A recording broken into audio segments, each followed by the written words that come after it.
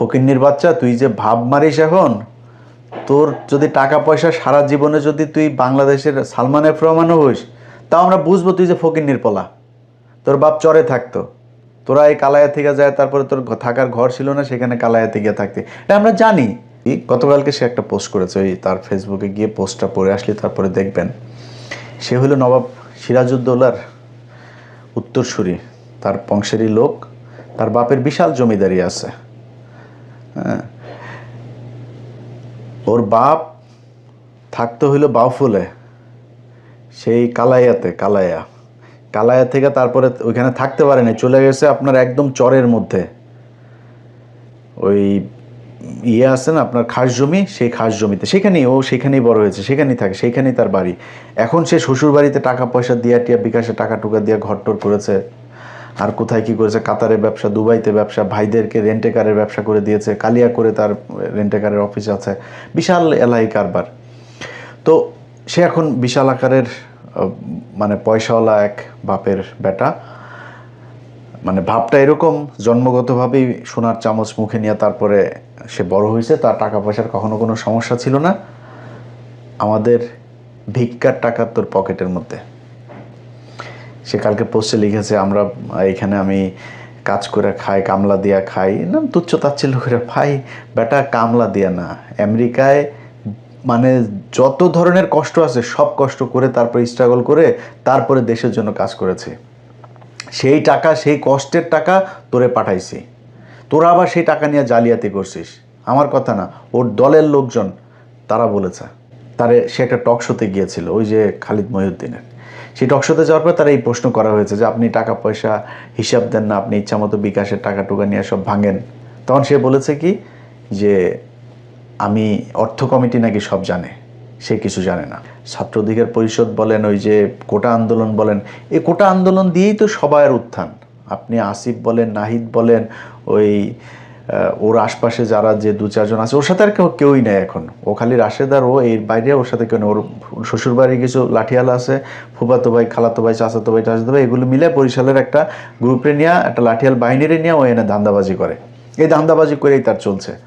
এখন সে নিজের বিরাট আকারের পয়সাওয়ালা লোকজন, বিরাট আকারের মানে অনেক কিছু হয়ে গেছে তো, বুঝছেন না? ফকিন্নির পোলারে আপনি যদি নাকি টাকা পয়সা দেন, ও তো এটার গরম সহ্য করতে পারবে না। এখন যখন কিনা ওর এই টাকা পয়সাগুলো আমরা 2000 কত সাল, এটা 19 সাল, 19 তারপরে 20, ওই সময়টাতে সবচাইতে বেশি টাকা তাকে দেওয়া হইতো। একবার তার প্রতি মাসে আমরা একবার দুইবার এরকম প্রতি মাসে দিতাম বিভিন্ন জনের কাছ থেকে তুলে। তো তাদের ভেতরে একজনের কাছে $2500 পাঠানো হয়েছিল একবার, আমার মনে আছে। এই টাকা এরকম অনেকে পাঠিয়েছে এখানে, মানে আমেরিকায় যারা আছে আপনি খোঁজ নেবেন, ওই নায়েব আলী, ওই যে মাসুম, এরকম যারা যারা আছে পরিচিত লোকজন যারা আছে, আপনারা তাদের কাছে জিজ্ঞেস করেন, সবাই টাকা দিয়েছে এবং মানুষের কাছ থেকে নিয়ে তারপরে টাকা দেওয়া হয়েছে। আমি যদি দিয়েছি $500, আরেকজনের কাছ থেকে নিয়েছি $500, আর যদি কোনো সময় দেখা গেলো $100 আছে, ওকে $100 কত ভাই, 1000 হয়েছে, দান পাঠান, এভাবে টাকা পাঠানো হইতো। সেই টাকা $2000 তাকে পাঠানো হতো। তখন $85, $84, $86 এরকম $1 রেট পাঠানো হইলো। সম্ভবত মনে হয় বাংলাদেশি টাকায় 2 লাখ বা এরকম অ্যারাউন্ড এরকম কিছু, আমার মনে নাই। বাট $2500 আমরা পাঠিয়েছিলাম, 2500। এই টাকা পাঠানোর পরে এখন হঠাৎ করে এই নুরু ফোন দিছে যে ভাই টাকা তো আসেনি।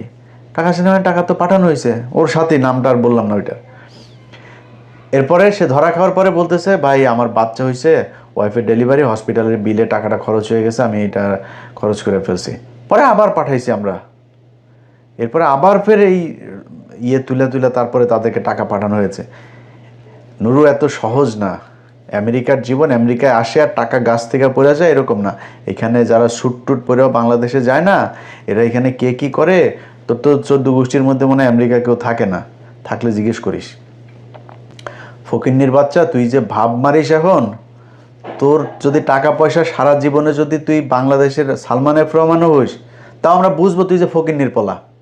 তোর বাপ চরে থাকতো, তোরা এই কালায়া থেকে যায়, তারপরে তোর থাকার ঘর ছিল না, সেখানে কালায়াতে গিয়ে থাকতে, এটা আমরা জানি।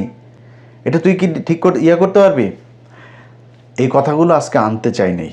ওর ইদানিং দেখবেন চলাফেরা, ওর পাঞ্জাবি মানে নতুন নতুন পাঞ্জাবি, তারপরে হাঁটার যে ধরন, হাঁটার ভাবটা দেখলে আপনি বুঝবেন যে ফকিন্নির পোলাদের টাকা পয়সা হইলে কি হয়, এটা এরে দেখে ভালো করে বুঝবেন।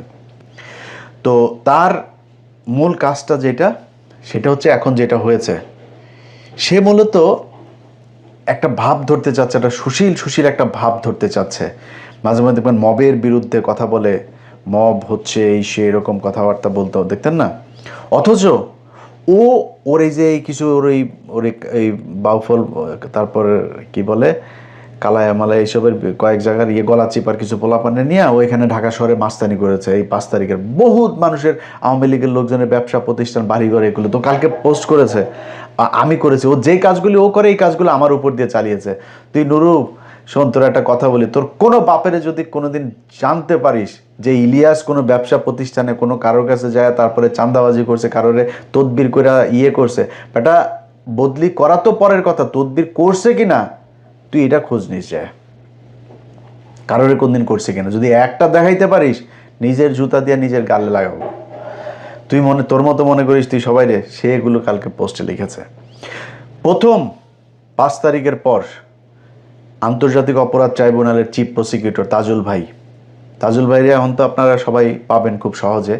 তাজুল ভাইরে জিজ্ঞেস করেন, তাজুল ভাই ফোন করলো, ইলিয়াস এই বেয়াদব কয়েকটা উচ্ছৃঙ্খল পোলাপান নিয়ে এসে তারপরে এরকম বলতে, সে আমারে বলতেছে 1 মিনিটও চেয়ারে বসতে দিবে না, কারণ কি তার লোক ওইখানে নিয়োগ দিতে হবে প্রসিকিউটর হিসাবে তাজুল ভাইয়ের অফিসে। তাজুল বলছে না, এটা তো আপনার কথা মতো হবে না, সরকারের এটা নেবে, পদক্ষেপ নেবে, সেটা সরকারের ব্যাপার, এটা আপনার ব্যাপার না। তাজুল ভাই স্টেট কার্ড কথা বলে আইছে।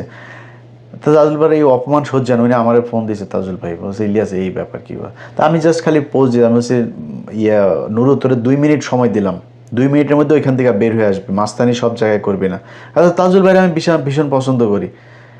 সাথে সাথে রাশেদ ফোন দিছে, বলি ভাই আপনি এই পোস্টটা ভাই ডিলিট করেন, আমরা ভাই এখান থেকে চলে যাচ্ছি। শুনে আসছে।